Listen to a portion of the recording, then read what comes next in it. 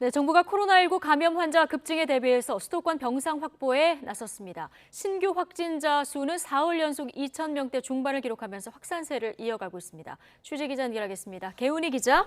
네, 개훈입니다. 네, 정부가 의료 대응에 좀 선제적으로 움직이는 모습인데요. 코로나19 확진자 급증을 대비해서 수도권 병상 확보에 나섰다고요? 네, 정부가 코로나19 확진자 급증에 대비해 오늘 수도권 의료기관에 병상 확보 행정명령을 내렸습니다.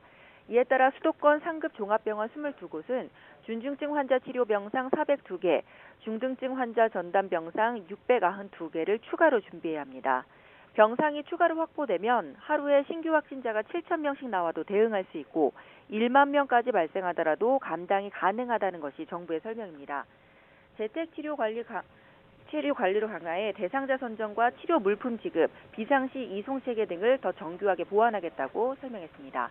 정부는 현재 코로나19 유행과 관련해서 최근 청소년과 고령층이 전체 확진자의 절반가량을 차지하고 있다며 우려를 표했습니다.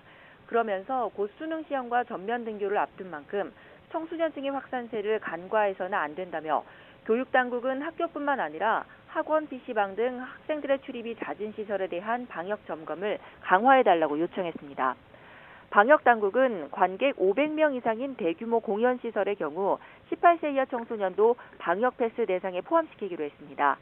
이에 따라 18세 이하 소아청소년 가운데 백신 접종 미완료자는 PCR 검사 음성 확인서를 내야 콘서트나 공연시설을 이용할 수 있게 됩니다. 노래방이나 PC방 같은 다중이용시설에는 청소년 대상 방역 패스를 기존대로 적용하지 않는다고 설명했습니다. 또 최근 70대 이상 확진자의 77.4%가 돌파 감염으로 확인됐다며 고령층 추가 접종도 시급하다고 강조했습니다.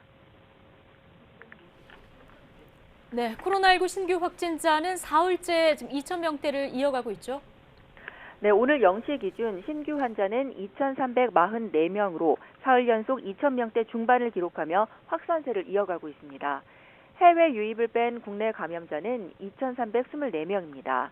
수도권에서 1,866명의 감염자가 나와 국내 신규 환자의 80.3%를 차지했습니다. 코로나19 관련 사망자는 20명이 늘었고 위중증 환자는 17명 늘었습니다. 백신 접종률은 1차 80.6%, 2차 76.1%입니다.